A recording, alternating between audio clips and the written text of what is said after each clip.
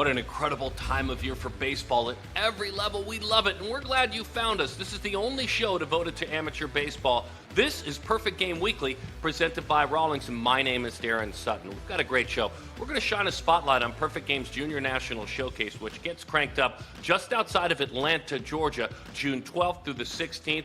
A long list of college players, a long list of MLB alumni taking part in that event. That's going to be a big focus of our show. With that in mind, David Rawnsley will join us. Rawnsley, Perfect Game's Vice President of Player Personnel, has seen all these athletes come through. He'll take a look back at some of the elite performances of all time at that event. We'll also get going with the warm-up. It's one of my favorite things. If you're a little bit slow on starting the show, we've got a journey around the country, baseball, softball, at all levels, and a conversation with Bobby Witt Jr. Yes, that Bobby Witt Jr., one of the top prospects in all of baseball. He'll be the Royals middle infielder, one of the key middle infielders very soon. We'll take him back to his journey at the 2017 Junior National Showcase. But first up, here we go. Get stretched out. It's time for the warm-up. Let's tour around baseball and softball and start in Division I. The Knoxville Regional, heavily favored Tennessee, down 8-5 in the ninth to Wright State. Drew Gilbert, a walk-off grand slam to win it. The Vols off to the Super Regionals. Remember, Gilbert, Twins 35th round pick in 2019. Travel team, Minnesota Blizzard. This was the guy who hopped up on the mound and threw 91 miles an hour at PG events in 2018. He's out of Lake Elmo, Minnesota. Staying in college, Columbia Regional, where Sunday night, Virginia left-hander Brandon Neek came out of the pen to save Virginia's season. He struck out 16 Old Dominion hitters in 5 2/3. As a matter of fact, 16 of his 17 outs were strikeouts, including the last one. 16, a UVA postseason record. Neek had never thrown more than 2 1/3 innings in a game in his Virginia career. Here's the great side note. He's a 2017 Perfect Game All-American. A New York native, by the way. Softball, Montana Fouts. Have yourself a night. The Alabama junior threw a perfect game to beat UCLA at the Women's College World Series. 21 up, 21 down on her 21st birthday. They saw their season come to end on Monday against Florida State, but this is the SEC Co-Pitcher of the Year. Her dad, Tim, was able to live every moment with her. Loved it. Montana Fouts, congrats. High school, Frank Mazzucato. He's human, I think. The lefty from Connecticut saw his insane no-hitter streak finally come to an end at 4 games this past Saturday afternoon against Weston High. His East Catholic team rolled into the state semifinals with a 19-1 win. Here's a few numbers for you. 30 1/3 straight hitless innings. He hasn't given up a run in his last 40 2/3 innings, and one more, 113 strikeouts in 46 2/3 innings. Everyone talking about him now in mock drafts. This is a guy who has taken advantage of this season. He is a UConn commit. Finally, SoCal, I'm all in. Anaheim High School's Jillian Albayati picked up the win on Wednesday in a wild card playoff game. The junior righty is now 4-0 with a 0.66 ERA this season. 27 strikeouts, 32 innings. She's also hitting .433 as a first baseman on her non-pitching days. Sounds familiar. Anaheim is clearly the place if you're a two-way star. See Shohei Ohtani. And now let's shift gears. Love this conversation. Here we go. Looking back at the Junior National Showcase, let's bring in Perfect Game's Vice President of Player Personnel. He's seen future pros for more than 3 decades, David Rawnsley. David, we're right up against the Junior National Showcase, so here we go again. I'm going to put you right to work right away on a guy like Elijah Green. Let's talk historical performances. Let's start with Elijah Green, and then you can take me from there. Okay, well, obviously, Darren, Elijah Green, just last year at the 2020 Junior National Showcase in Hoover, did something that had never been done at a Junior National before. He ran a 6.2060, which is just for a player that age. And remember, tell everybody out there, these are players who are, for the most part, going from their sophomore to their junior years in high school. There's even a few freshmen into, rising sophomores in this group. So these are very young players, something we'll get back to again, I'm sure, a few times. But for someone Elijah Green's age to run a 6.260, especially at 6'3", 215 pounds, unprecedented, and really the highlight to me of last year's Junior National Showcase. Brady House is going to be a very high draft pick. He's also a Tennessee commit, the number two-player in the 21 class. What has he done at junior? Well, I was with Vinny Servino, Perfect Games Vinny Servino, at an event actually in Hoover this weekend, and Vinny's been to the last 4 or 5 junior nationals. And I asked him point blank, what stands out as a performance that you've seen at a junior national? And Vinny, without any hesitation, said Brady House. 2019, it was everything. The hitting, the athleticism at shortstop. He had topped out at 93 on the mound. Yeah, Vinny did not hesitate for a moment to say his highlight from his experience at junior nationals was Brady House. And we have a chance to see House's name, called in the top 5 picks in July, next month. I would think that that's definitely possible. And we may have Henry Davis's name called that high. Now, Henry Davis is a college catcher from Louisville. He has bounced onto the scene. A lot of people that are into the draft know who Henry is, but you want to talk about him way back when. Yeah, I'm not so sure. If I were picking number 1, I wouldn't be thinking very highly about Henry Davis. But back in those days, Henry Davis was not a premium prospect for ironic reasons. He's hit so well for Louisville. We see a catcher who's got solid defensive tools and a potential big bat, which is why he's considered a potential number 1 pick this year. But back then, he was more a defensive player. And at the 2016 Junior National Showcase, he threw a 1.75 pop time in drills, which is still the lowest pop time at the Junior National and one of the lowest pop times I've seen. But that's what Henry Davis was back in high school. He was a defensive standout. The bat hadn't come yet. I got to call a big league game this year in which Lance McCullers pitched against the Angels, but Lance McCullers has deep perfect game ties. As you recall, Lance, the current Astro with the nasty breaking stuff, what do you remember about him at Junior National?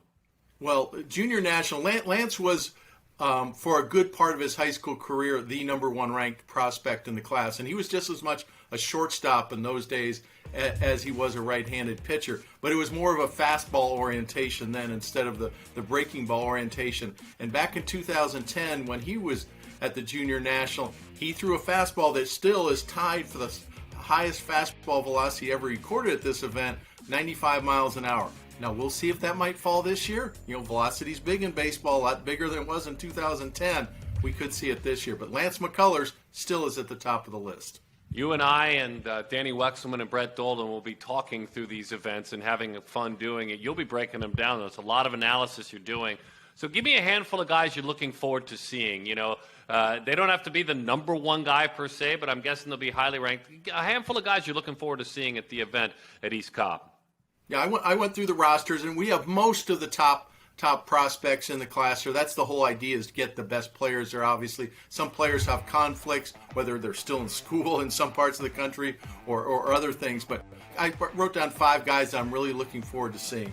Shortstop Antonio Anderson from Georgia, a switch hitter, was the most valuable player of the 14U Festival, and is just, when I saw him hit in December, I was blown away. A switch hitter who's long and lanky, bat speed from both sides, legit switch hitter. I want to see how much stronger he's got in the last 6-7 months and how that bat speed's come along.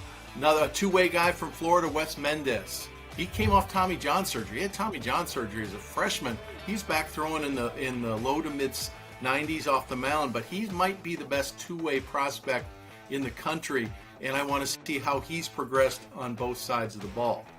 Now, we have a young man from Indiana, ranked 3rd in the country, Maxwell Clark, outfielder, left-handed hitter and thrower. I've never seen him before. Just looking at his profile, looking at the notes, it's kind of a Jared Kelnick type comp. It's a potential 5-tool package. The left-handed hitter, left-handed thrower, has all the defensive tools and hits. So Maxwell Clark from Indiana is very high on my list.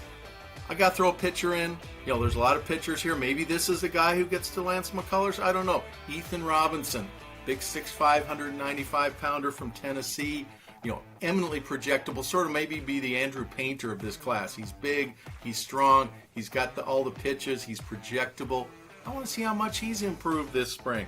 And lately, big kid from Norfolk, Virginia, Tayshawn Walton, 6'3", 220, at least that's what we have him listed as. A big, physical, power-oriented player, but also a 6'8" runner, even at that size in the 60 the last time we saw him. I want to see how his power and his development as a hitter has come along. So there's 5 for you there. Love that, D. Looking back at the Junior National and kind of thinking, you shared with me kind of that 9 through 12, guys that have gone to the big leagues like Arenado, Harper, Lindor, guys like that, kind of 15 through 19 with Adele, Kelenic, Witt, Green in that class. And then, you shared about those. And then I'm curious who the next stars of the future. So there's some subjects mixed in there. I'd love for you to touch on those. Well, part of the thing, and I touched on this earlier, is the age of these players. They're very young. And we've got to put the focus on how far they are still from the big leagues. The 2009 to 2012 Junior National, way back then. And we're talking 10, 12 years ago. Arenado, 2009. Yelich, 2010. Harper and Lindor, 2011. Jesse Winker. And if you don't think Jesse Winker is one of the top players in the game right now, if you're listening, you better go check those stats. Joey Gallo, 2012. So those are the guys who were there 10, 12 years ago that are some of the top players in baseball.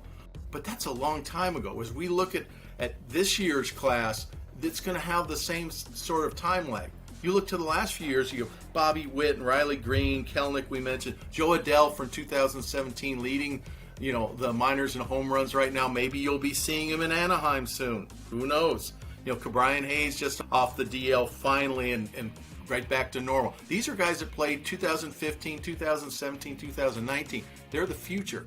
I don't know who the ones are. Maybe the 5 that I mentioned before are going to be the 5 that in 5 years, if we're fortunate enough to do this show, I'm mentioning with Brian Hayes and Dylan Carlson and Jared Kelenic and Joe Adele. Who knows? Cool stuff. Before I let you go, and this is kind of our push into our commercial break, help me remember Bobby Witt at the 2017 Junior National Showcase. That's not senior year Bobby Witt. That's heading into junior year Bobby Witt. What do you remember? Well, the thing you have to remember about Bobby Witt is from the moment we started doing lists for his class, he was the top prospect in the class. And that never wavered. Even when he physically wasn't as developed.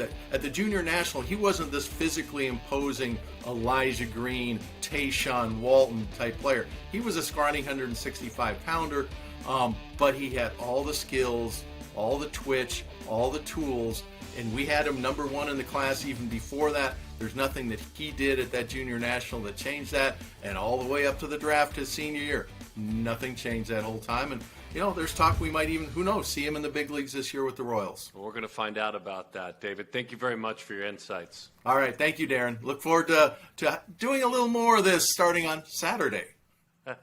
We're going to do a ton of it. Hey, folks, speaking of Bobby, when we come back, my conversation with the number 7 prospect in the game, according to MLB Pipeline. It's Bobby Witt looking back on his journey through perfect game as an amateur, and specifically that 17 Junior National Showcase. It's Perfect Game Weekly, presented by Rawlings. Stay right here.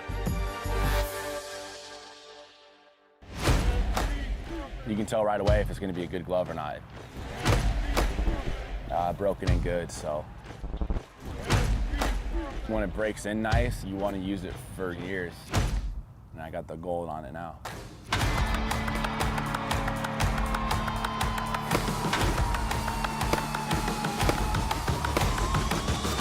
If you're into it mentally, you're getting your pre-pitch routine. Defense doesn't slump.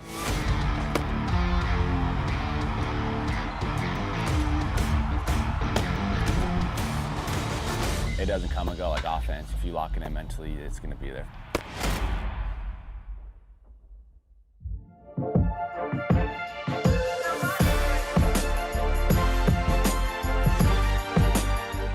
More PG Weekly as we roll on. Time now for our Yeti Built for the Wild travel ball update. Let's put our sights on Termarr Johnson. Love watching him play. The number 1 shortstop in the 22 class. Remember, a 2-time Select Festival athlete and a likely All-American in 2021.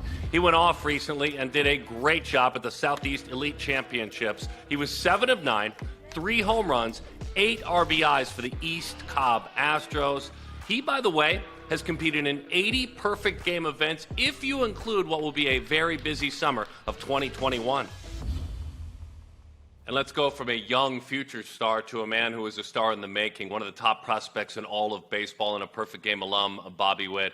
Bobby, thanks for spending time with us. The focus of this show, so I'm going to ask you to go back on your Wayback Machine, is the Junior National Showcase. You took part, Bobby, in the Junior National Showcase.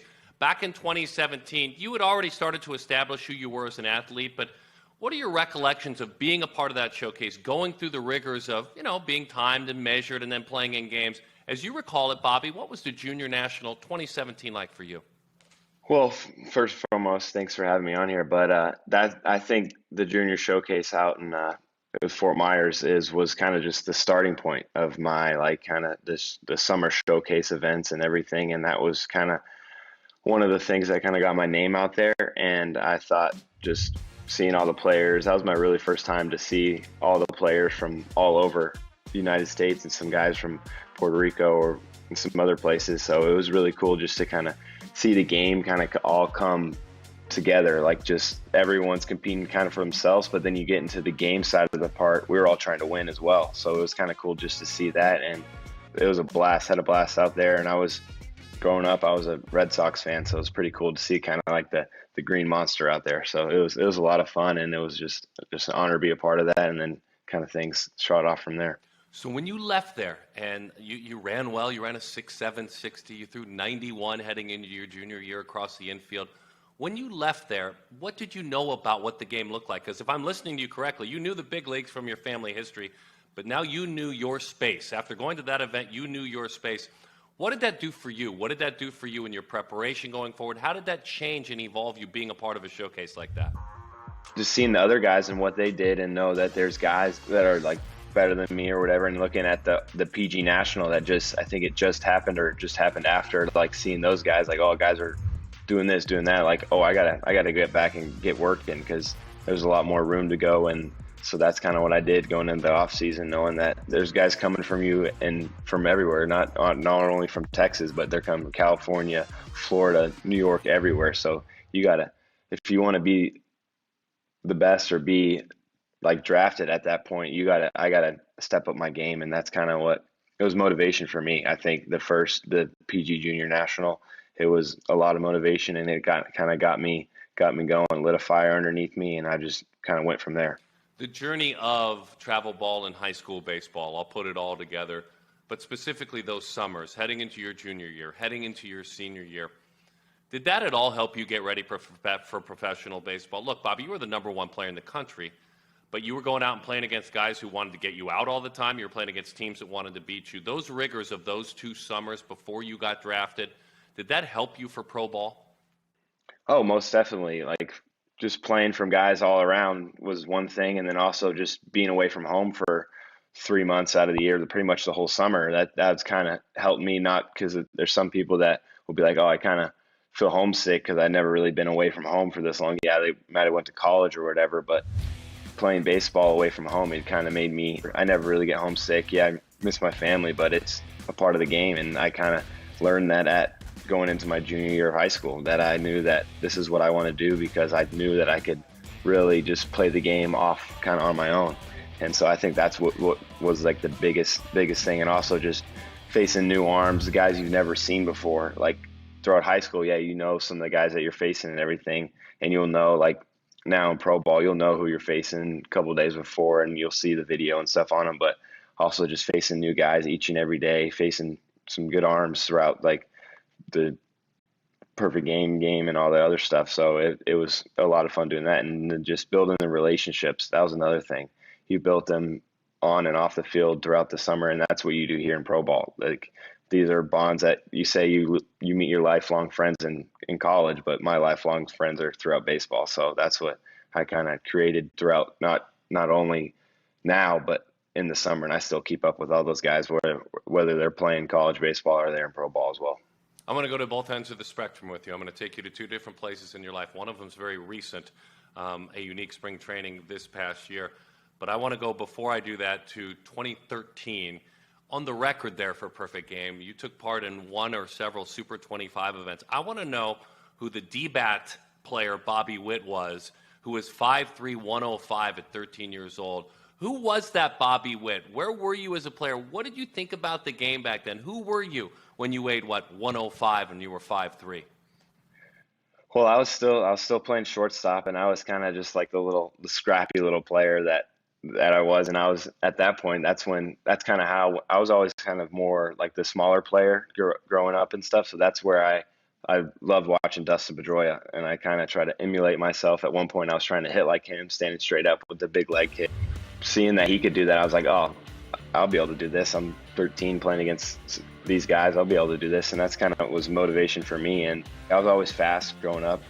And so I'd get on base, steal bases, and then the power tool eventually kind of grew and grew as I grew into my body as well. So that's kind of who I was at 13. And then just kind of going back to the spring training, it was a blessing just to be there, just being around the big league guys. And then it really shows how the Royals organization cares for their players. Just each and every one of their players all treating each other like they're a first-round pick. And then those older guys, they're kind of taking me under their wing. Whit Merrifield, Hunter Dozier, Nicky Lopez, all those guys just kind of showing me the ropes and making me feel comfortable and making me know that I can play at this level. That's kind of what was the biggest thing for me, just learning in spring training. I don't have to try to do too much. I don't have to try to do this, that. I can just be Bobby Witt Jr. and try to perform and just be myself and try to keep things as simple as possible, not try to get too many things going in my head and just go out there and have fun. And that's kind of what I did, and it was a lot of fun and I learned a lot. How have you dealt with failure as a professional?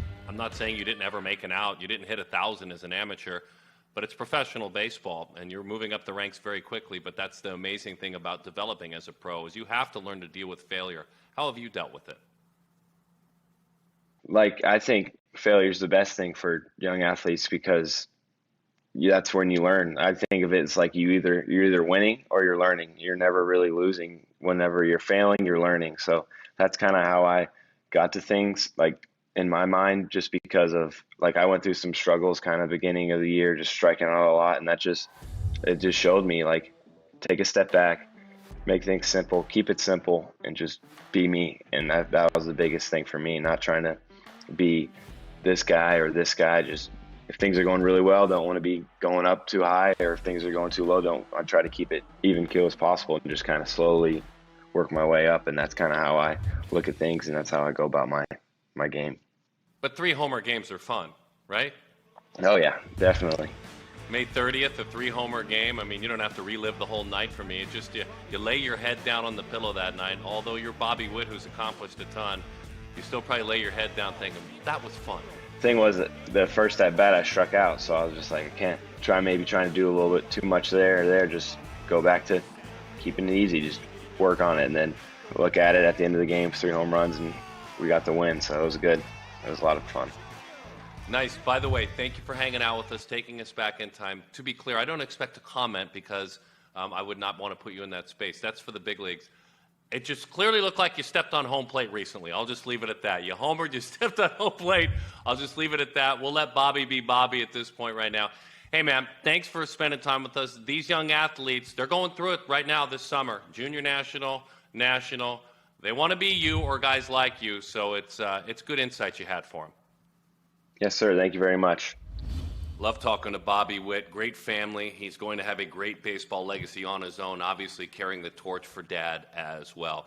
Exciting times on Perfect Game TV, and join us at the Junior National Showcase. We are streaming stem to stern June 12th through the 14th, 8 to 6, and then June 15th, 8 to 8. My goodness, that one will be followed by the 10U World Series Championship game. I'm going to get to call that one all sorts of fun. All these times Eastern, by the way, June 16th, 8 to 3, wall to wall on Perfect Game TV. Visit on your computer, stream us directly to your TV, or download the mobile app. Again, 72 first-round picks have come through this event, 561 players drafted.